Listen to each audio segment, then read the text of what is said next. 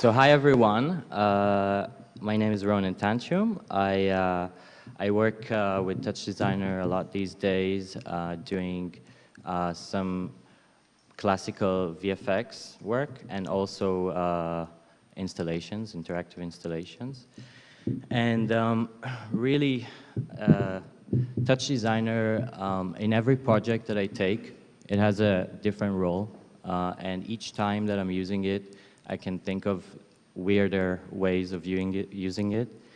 So the hats of TouchDesigner has been like switching from each project to a project, and I'm going to try to take you through some of the projects that I used TouchDesigner and the different ways that we've been using it in the studio in the past 2 or 3 years. So the first project I want to talk about is a really large project that we got approached by a client who wanted a 15-minute long film that's full CGI with a lot of visuals element to it, telling us the history of a university in Israel. It's called Technion, one of the best universities in Israel. And basically, they wanted a lot. They wanted this full CGI film that's going to be projected on a 360 screen. That's a cubical shape.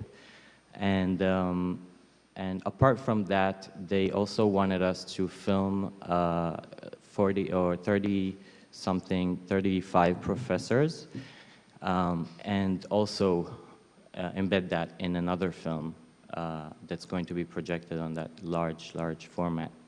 The resolutions were 10K wide, so a lot of pixels, and just the duration was a lot of time, like 20 minutes. And also we had 3 months to execute that. So that was, and for a small studio, that sounds like a lot, almost like an impossible task. So before taking that project, we started doing on our own some R&D to see if we can actually generate that stuff. And one of the first the business thoughts was to go all After Effects for generating that movie. So After Effects would be our renderer, would be our 3D scene composer, using stuff like Element. But very, very quickly we realized that actually we wanted to do this film in a VR workflow.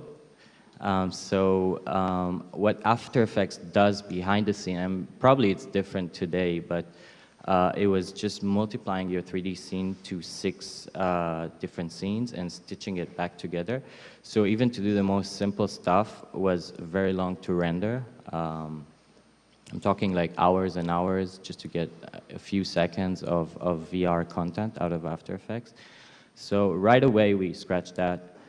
And we started thinking about TouchDesigner as our main tool to do the whole project. And that was a bit ambitious because, like Isabel said, you know, TouchDesigner is not designed to, it's more designed towards real time. And my approach was classic 3D and visual effects work for this project. So basically, after those 20-minute long film that we need to generate, there was also interactive installations, obviously, in the end, that the client want as a treat in the end. So that also fitted TouchDesigner, and we kind of gave it a go. But one of our first challenges was to prove to the client that we can reach the look and aesthetic levels that they wanted. And it was very fine rendered references. So we started doing some look dev for some assets in TouchDesigner before we even took the gig, just to see that we're capable to execute that. And basically, we got an amazing asset in 3D in TouchDesigner rendered, and also keeping in mind some of the looks that they wanted, we kind of brought to the same page with the client to go for a technological look. So a lot of, like, not photorealistic look, because that wasn't possible to achieve. But it did look stylized, and they liked it a lot. So from that point, when we realized, okay, it's doable in TouchDesigner, we kind of took the gig and went from there.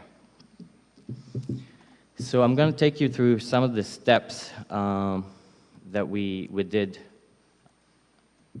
in that project, and basically saying how it's related to TouchDesigner and how the role of TouchDesigner in each of these stages of the project was used.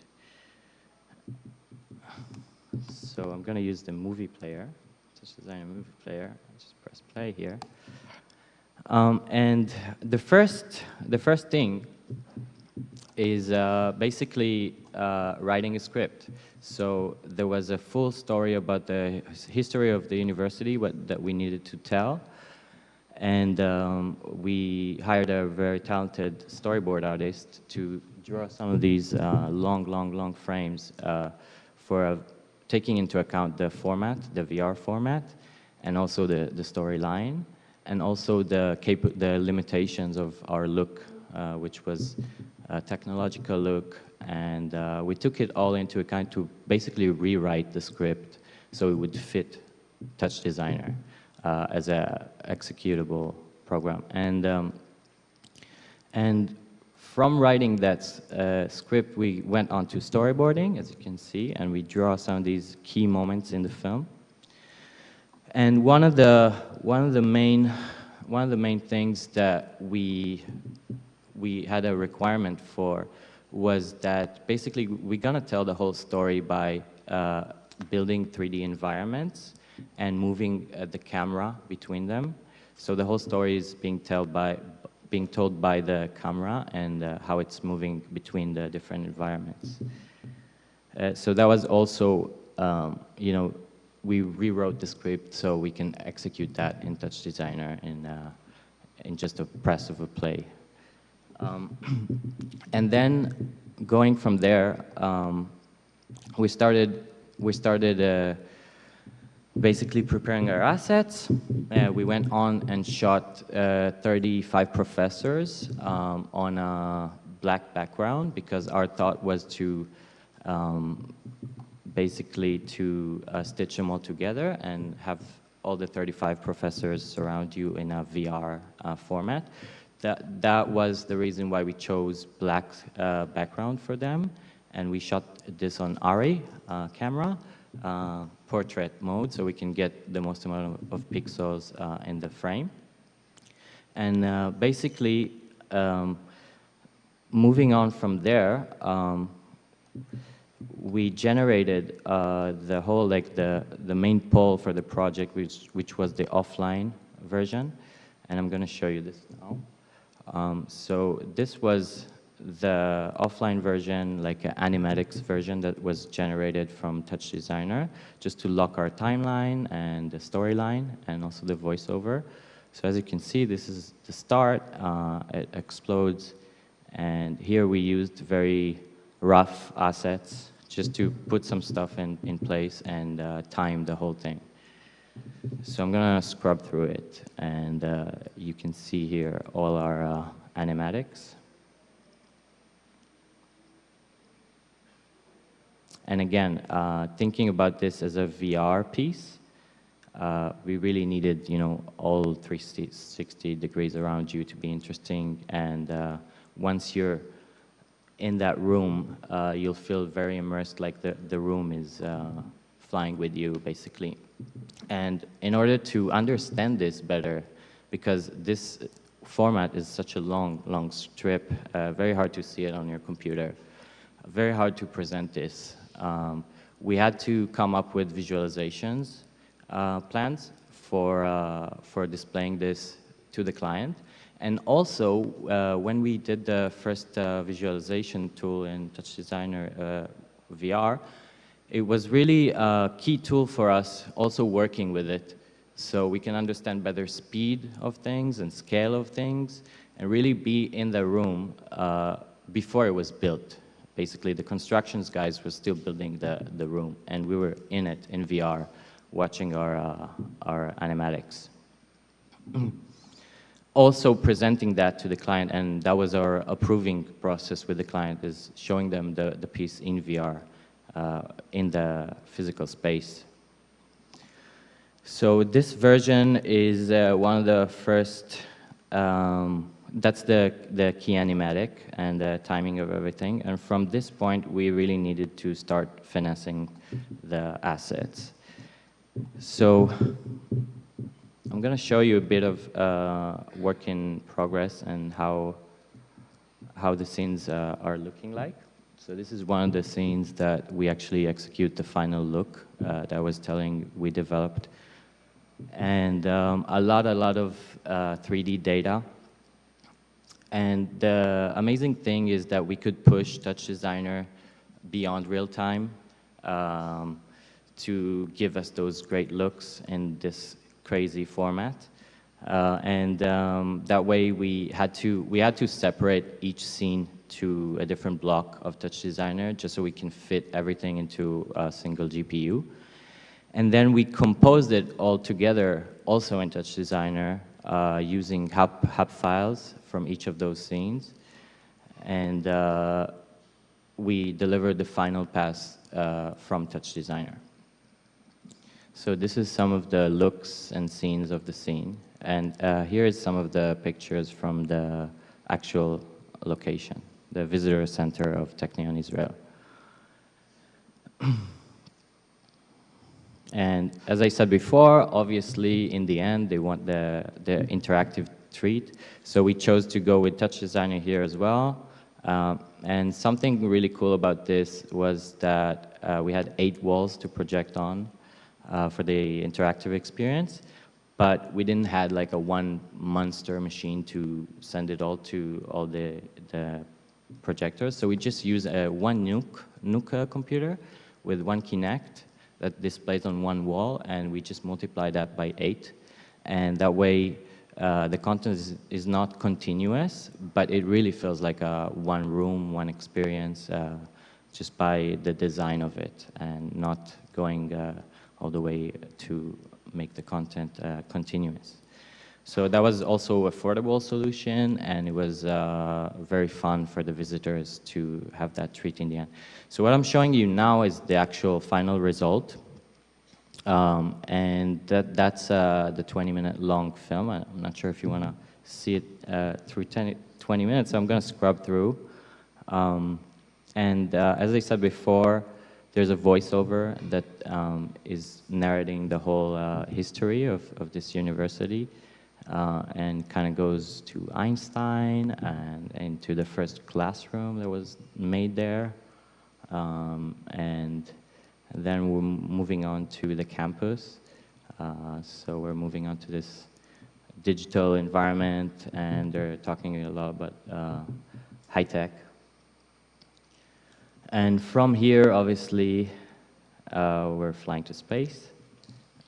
Oh no, there's math instructions before that. And then we're flying to space. And here also we had to deal with a lot of assets and large textures for the Earth and for the space, and created some atmosphere, show their achievements, winning Nobel Prizes, and just telling the full history of that client. So I'm going to scrub through, and we're getting to Earth. Here also we use like insanely big textures for the Earth, and showing their campuses. And here it's just like an archive of all their pictures and videos being displayed. And then we're moving on to the professor's movie, which was supposed to show each professor's achievement and field of what he's doing. So we really had to personalize each of them and create some content that would go as a visual effects layer on top of what we shot. So here You can see they're stepping out of darkness, keeping in mind that we can't shoot all 35 professors in one 360 format, so we shot them separately, and then showing each one with beautiful visuals that come out towards you. So that was agriculture. Here you have the walking robot. This guy is doing like an MRI machine. Those did some security, some neurons, some brain neurons. These two people, they invented lossless compression. So zip files, as you know it today, they basically invented it back in the 70s. Very smart dudes. And here it's all about blood. And this guy sent a satellite to space, and that's it. We're coming to the finale of this project. So recapping this, it wasn't possible to do this project with any other piece of software, in my opinion, and TouchDesigner allowed us to basically go through the whole look development, animation, storyboard, all the steps of approving this with the client in terms of hours. So we had, imagine like rendering this on a classical 3D pipeline would take like days or weeks to render it. But with TouchDesigner, we could have a turnaround of 3-4 hours, and we rendered the full thing, which was really game changer in that manner. All right, so moving on to more projects and different ways of using TouchDesigner. Like I said, not necessarily for what it was designed to do, but this one is basically, it's a 360 commercial that was filmed 3 years ago in London. And we used TouchDesigner because our format was equirectangular, and we had to film actors in the same physical room, but we shot them separately. So basically, this is our hero guy, the crazy professor, and that's the making of movie. And in order for him to interact with the other characters, we had to film the other characters and stitch in real time the two cameras into a VR. Like you see here, the two GoPro cameras was stitched in real time. And then we basically watched, for example, this take, and we told the director, we told the leading actor, and we gave them some acting instructions. So that wasn't possible without real-time stitching and TouchDesigner, and basically we heavily relied on it for just giving acting instructions. And yeah, so this was a VR visualization tool for us in that project, and it really saved our asses.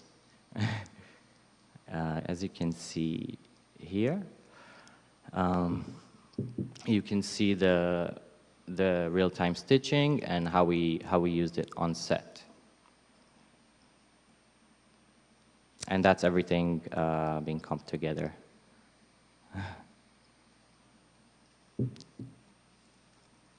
Cool. So moving on to another project and a different use of TouchDesigner. I'm going to talk about Gravity, which is an interactive installation done for a museum. Oh, hold on. Yep. Before that, I'm going to talk about Amdocs project, which was a WNC conference. And here we actually used TouchDesigner also as a VR visualization tool to show how the booth is going to look like in the actual conference before it was made, before it was built, and approve some of the content with the client using VR and TouchDesigner. And also TouchDesigner was our main platform for executing all the interactive content, and was the full deployment platform that was running it on location. And here we had some input from AI that was classifying words people were saying in the room, and that would populate our screens with the relevant words that people were talking about. And also there was a full touch floor, so you can step on it, and that way you populate the words from the input of the AI that was listening to everyone there. So yeah, this project was also very fast deadline, but we could not have done it without TouchDesigner and visualizing the booth before it was made, because one of the key requirements from the client was to look at it from every angle possible in the conference, and that really allowed us to see it from up the escalator or down the hall, and approve the content, speed, and scale just by showing them in the context. And then moving on to Gravity project, which is an interactive installation. Also being treated as a VR piece, because we had a front and a back wall. So basically, there's two computers running it, both running the same scene. And the only difference is the camera, if it's going from front or back, and they're all synced up together, using Kinects as our sensors for interactivity. The approach here was also to take the visitors through space and have each of the chapters of the narrative being somewhere else in space. So that allowed us, instead of like switching scenes, it allowed us to have one continuous experience and take the visitors through a journey in time and space. So I can scrub through. So this sun was moving from this screen to the other, and here you get to build these star connections. And that was it for this. And then moving on to another use of TouchDesigner, which is called Rescue. It's also been done for a museum, a science museum in Israel, where kids paint, or not kids, everyone can paint those papers. And we basically used TouchDesigner here to do everything, but our approach was first to start with a sketch, a paper sketch, and not get TouchDesigner involved until later on in the game, where everything was designed already and approved already. And also we used traditional 3D software like Maya to do all the mini animations. And we ended up having each interactive object had like a path that it's going to be running at. And after we approved the look and we approved the animations, then we just moved on to TouchDesigner to put it all together and make it play and interact real time. So here we brought everything that after it was ready into Touch, and here we do all the interactions. And also there's a binaural sound component to this, where behind the screen you have 16 speakers. So each object is sending its coordinates into Ableton Live, and you can hear, for example, this helicopter going from one speaker to another, and also being quieter as it's far away and louder when it's closer to screen. And again, also there's a lot of logic work here that is populating the screens with the scans. So when there's no scans, it's not populated, and we had like to keep up. For example, if the installation is very crowded, we had to do a lot of math so everyone would see their own drawing. So basically, there's some logic here saying, you know, the maximum amount of each interactive object could be 4 or 5, but they will stay for longer on the screen if there's not many people in the installation, and if there's more drawings in the line, so they would just do one round and move on to the next drawing. All right, and here we used TouchDesigner in a more artistic project as a portal into physical things. So that was one of my passion projects and art projects, where we took air valves and connected it to Arduinos, and that was the first project I've done where I used TouchDesigner, but the output wasn't pixels, it was bubbles, real bubbles. So basically what we did is we hooked TouchDesigner into 7 solenoid valves that were opening and closing based on Kinect moves. So when you get closer to the water container, it just releases more bubbles. And again, I mean, just by combining these two worlds of interactivity and physical things, what you ended up happening is that people were making different patterns of bubbles, and also music, because each one was doing a different note. And you saw like a lot of, that was a permanent installation for almost a year. You saw many kids like running around the piece and making bubbles and music, which was pretty inspiring. I'm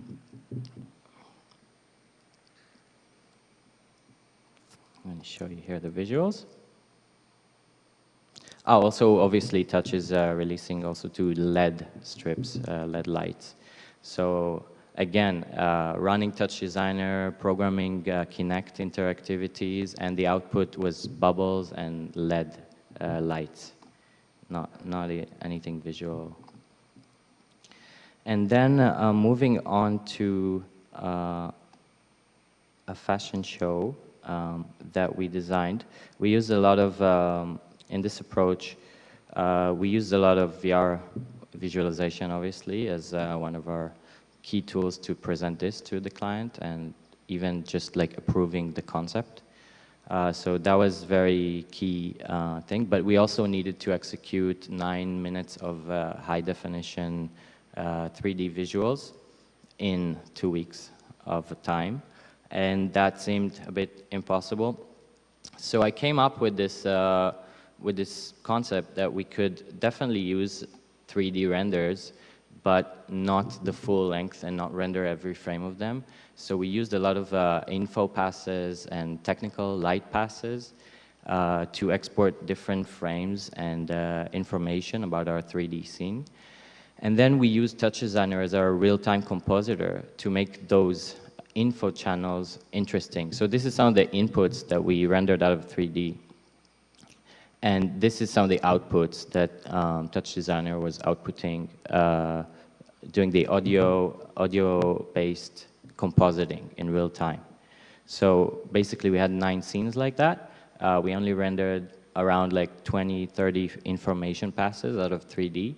And then TouchDesigner is being used to give us this full, global gathering. Everything is coming from 3D, but TouchDesigner is only doing the compositing in real time.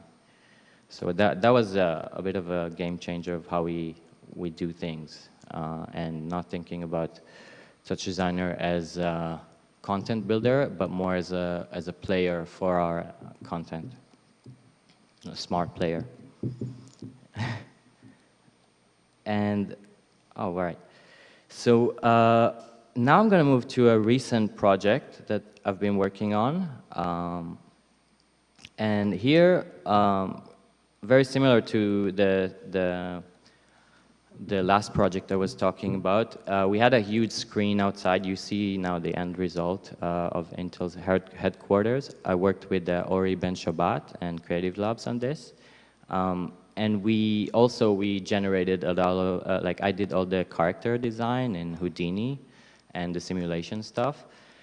And we rendered everything out of 3D and mapped it to this box screen, which is huge. It's like 50-meter long, and it's mapped to a certain angle of viewing.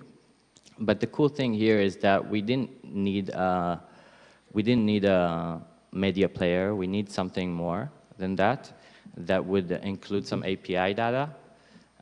So we had some weather report, some traffic report, and for example, I don't know if you seen these two guys. Hold on. These two guys that's holding the billboard. They're now walking into frame. So I'll talk a little bit about this. So this whole screen is being driven by an XML playlist, and the client himself can come each morning and change that picture or to a video, and TouchDesigner is composing it on top of the 3D visuals in real time. So they can really, change the content there and import a lot of the stuff, and then the two guys are just holding it and coming into frame, which is really cool. So here we use Touch as our smart media player, using API data, weather report, traffic report, and custom visuals that the client wanted to import into the screen and into the 3D visuals. Yeah, and that's basically it.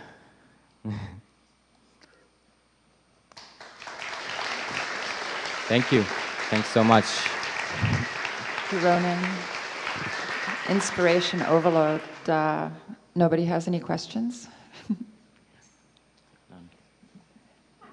Questions?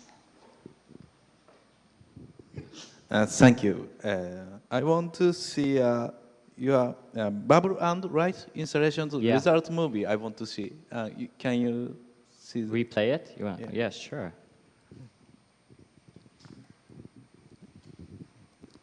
Yeah, so that's the making of movie. And yeah, if you have any questions, let me know, man.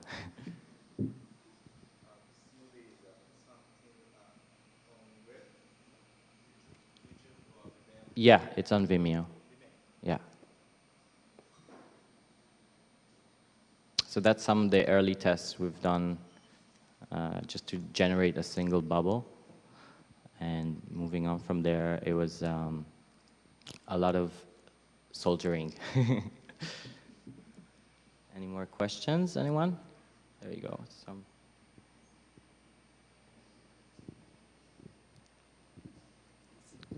When you were putting together the really camera-heavy visuals that were surrounding you, what type of references were you looking at for that specific camera motion? Was it video games or other previous installations? That's a really good question because basically I worked with VR format before, and the one thing I learned that if you move the camera too fast or in weird directions, then really you really get sick out of it in VR. But being in a physical room that's surrounding you, using the same, it's like almost like a physical VR room, right? Then having a gentle movement for the camera really felt like the room was moving with you, and that was the key feeling that we wanted to take the audience from. The references were just for look. All the motion stuff, like we designed it to fit the story and just make it so anyone won't throw up in that room, basically. Yeah. Question?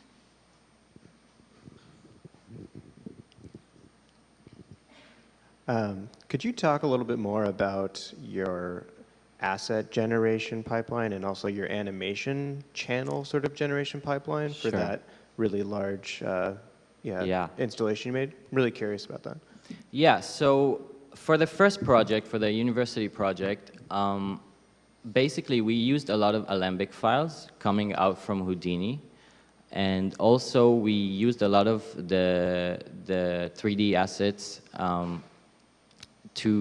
we had the notion that we're gonna animate them in TouchDesigner. So we had some custom attributes coming out of Houdini that gave us IDs for the particles. And then in TouchDesigner, we actually moved them using GLSL shaders. So we didn't generate the assets in TouchDesigner, but we did animate. Like anything that's animated in that project was animated in TouchDesigner. As well as there's some really cool tools in Houdini for exporting assets to games, which is basically TouchDesigner as a real-time engine. And you can do things like converting deformation, 3D animation. So for example, there's a flag being blown by the wind. So you can convert that into a skinned mesh, if you're familiar with that, just like a skeleton and a character, and have like a flag deforming with bones that came out of Houdini, and it's running at 60 FPS with no problem. So that's some of the techniques we use. There's a lot of, like I said, there's a lot of good approaches where you can convert, for example, motion in 3D into motion map, and then also read it in TouchDesigner in the shader and start deforming things based on pixels values. So that's going on the GPU, and it's very effective and fast. But on the other hand, it really depends on the project, and if we needed it to perform in real time, and if we needed to export a movie, then we can push it a bit more than usual. Cheers, man. Fez? I was just wondering, when you're talking about like cranking up the settings beyond real time, Yeah. what were some of the things that you like turned up? Like, was there super sampling or like any kind of anti-aliasing that you could never use in real time that you found like, hey, now we can turn it on, and that got you like an extra polish to things? Or Well, it was just about the amount of stuff you can shove into one scene. Not because we didn't like crank up the anti-aliasing or anything like that. We just could fit like a crowd simulation and a full city in TouchDesigner and just press play and see it, running at 20 instead of 60, but it was still very fast compared to other 3D packages. awesome, So thank you. we can push a lot of data in, yeah.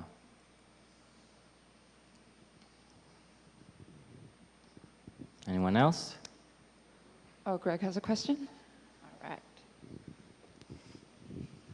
So a lot of the stuff that you make involves pre-animated clips and a lot of stuff that's shifted in time based on events that happen in your scenes and stuff like that. So there's maybe triggered. What's your general approach in your projects for managing flexible timelines and things that get triggered at different times and stuff like that? You're talking about deadlines and production times? No, just the way things are composed in your project. Okay, so for instance, in the future of music, you shot all the elements individually, the image, the video clips individually, and then you kind of compose them. Was it on timeline or just like offsets in time? Yeah. In VR, like that kind of approach to. Yeah, your I think project. it's just recently. It just recently hit me that really we can take something like a 3D scene and render each light, for example, and then use it in TouchDesigner so the light is interactive and it's reactive to stuff. So I really think that outputting, like bringing into Touch assets that could be used in a very efficient way is my goal with each project, and each time I'm finding like different ways of doing that. If it's videos, or if it's like 3D simulations, or if it's textures. So definitely have Touch as the mastermind that does the final timing for everything. Okay. That's a key. Okay, here's a deep question. Yeah. Are you a speed chop freak or are you a timer chop freak? Speed chop. Oh, old school. Okay, I got to get you off that. All right. Actually, it's interesting because the timer chop came because of the film Gravity. The feature film Gravity, as when it was being made at Bot and Dolly. Well, it was made at Frame Store with some guys at Bot and Dolly, and I saw their networks of how all the camera motion was timed, the lighting cues timed, the lines of text up on screen was timed and all that kind of stuff. And they were very proud of their jungle of nodes in their networks. And I saw, I was like, oh man, you can't do this anymore. It's all speed chops and stuff like that, speed chop. So you go to timer. So I said, no. So I went back and made the timer chop out of it and reduced everything down to like 2 nodes, a table and a timer. Anyway, that's, I gotta talk to you later. All right. Cool. Thanks so much. Thank you, everyone. Awesome, thanks. Thank you, Ronen.